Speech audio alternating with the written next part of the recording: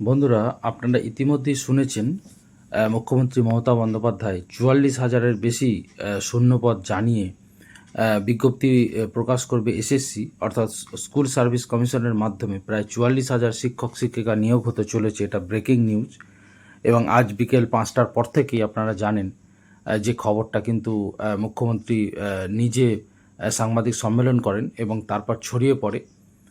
২৬,০০০ যাদের চাকরি চলে গিয়েছে তারা তো আবেদন করতে পারবেনই, তার সাথে নতুনরাও কিন্তু আবেদন করতে পারবেন, এটা মুখ্যমন্ত্রী জানিয়ে দিলেন। এবং আমরা জানি ২১ দিন ধরে আন্দোলন চলছে। তারা চাইছিলেন যারা চাকরি চলে গিয়েছে যে তাদের যেন আর পরীক্ষা দিতে না হয়, কিন্তু সুপ্রিম কোর্টের নির্দেশ মেনে আপনারা জানেন যে আমি একটা ভিডিও এর আগে দিয়েছি এবং সেখানে বলেছি যে সম্ভবত ২৯ তারিখে বিজ্ঞপ্তি বেরোবে। দেখুন, এখানে মুখ্যমন্ত্রী জানিয়ে দিয়েছেন যে আইনি পরামর্শ নিয়ে ৩০ মে আমাদের বিজ্ঞপ্তি দিতে হবে। অর্থাৎ মুখ্যমন্ত্রী জানিয়ে দিয়েছেন যে ৩০ তারিখে বিজ্ঞপ্তি প্রকাশিত হবে। আমি ওই ভিডিওতে বলেছি যে ২৯ তারিখে বিজ্ঞপ্তি প্রকাশিত হবে। আর দেখুন, ১৬ জুন থেকে ১৪ জুলাই অনলাইনে কিন্তু আবেদন করা যাবে এবং ১৫ই নভেম্বরের মধ্যে প্যানেল প্রকাশ হবে। এবং মুখ্যমন্ত্রী এটাও জানিয়েছেন যে যদি প্যানেল প্রকাশিত হয় তারপরে রিভিউ পিটিশন যেটা করা হবে, সেখানে যদি এরকম কোনো রায় আসে যে যারা এই মুহূর্তে যাদের চাকরি চলে গিয়েছে আগের রায়ে তাদের চাকরি যদি বহাল থাকে, তাহলে সেটাই মুখ্যমন্ত্রী বলেছেন সেটাই গ্রহণ করা হবে।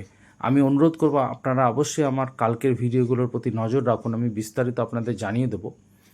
দেখুন, এখানে মুখ্যমন্ত্রী নিজেই বলেছেন যে ১৪ই জুলাই শেষ তারিখ হবে এবং রিভিউ পিটিশনের সময় রেখে ১৫ই নভেম্বর প্যানেল প্রকাশ করা হবে এবং রিভিউ পিটিশনে কিছু না হলে নভেম্বরের মধ্যে কাউন্সেলিং করে চাকরি দিয়ে দেওয়া হবে, সেটা তিনি বলেছেন। এছাড়া ২৪,২০৩টি পোস্টে তো বিজ্ঞাপন দেওয়া হবে এবং সব মিলিয়ে প্রায় কিন্তু ৪৪,০০০-এর কাছে শূন্যপদ। এবং মুখ্যমন্ত্রী জানিয়ে দিয়েছেন যে সবথেকে বেশি নবম দশমে কিন্তু শূন্যপদ থাকবে এবং যারা এই মুহূর্তে চাকরি করছেন তারা যে অ্যাডভান্টেজ পাবেন সেটা মুখ্যমন্ত্রী নিজেই জানিয়ে দিয়েছেন। আপনারা জানেন যে মুখ্যমন্ত্রীর কথা অত্যন্ত তাৎপর্যপূর্ণ, প্রশাসনিক প্রধান তিনি বলেছেন যারা এতদিন কাজ করছেন তারা অ্যাডভান্টেজ পাবেন, অর্থাৎ বলাই যায় তারা অগ্রাধিকার অবশ্যই কিন্তু পাবেন।